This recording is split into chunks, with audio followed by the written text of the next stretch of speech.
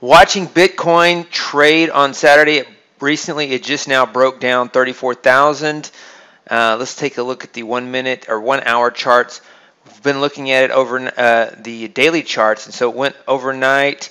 It rallied just a little bit here, up to the 36,000. Now it's broken down 34,000, and back here on the 23rd.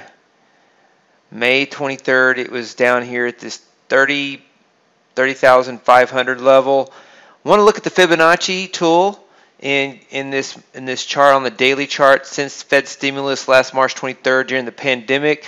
How to use the Fibonacci tool? Get lots of questions on using Fibonacci tools charts. So if you go in here to indicators, you can select indicators there, or you can use some of these on the side. And under the pitchfork, you see Fibonacci retracement tool right here.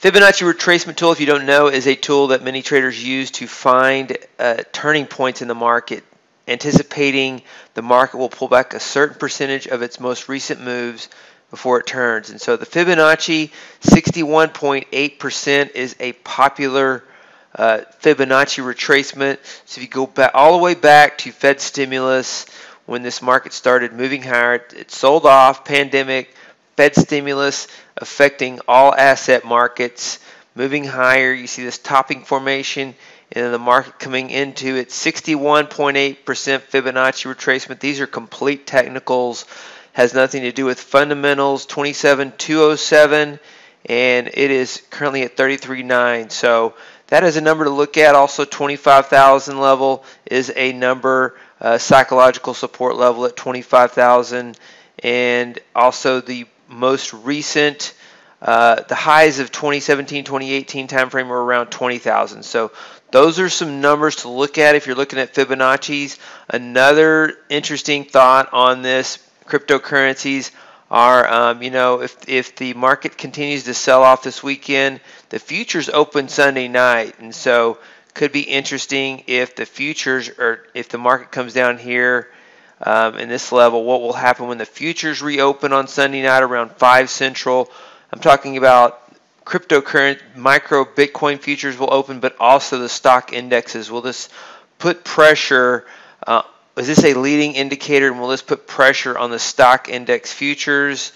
And so it's interesting. It did a little bit when this happened about 10 days ago.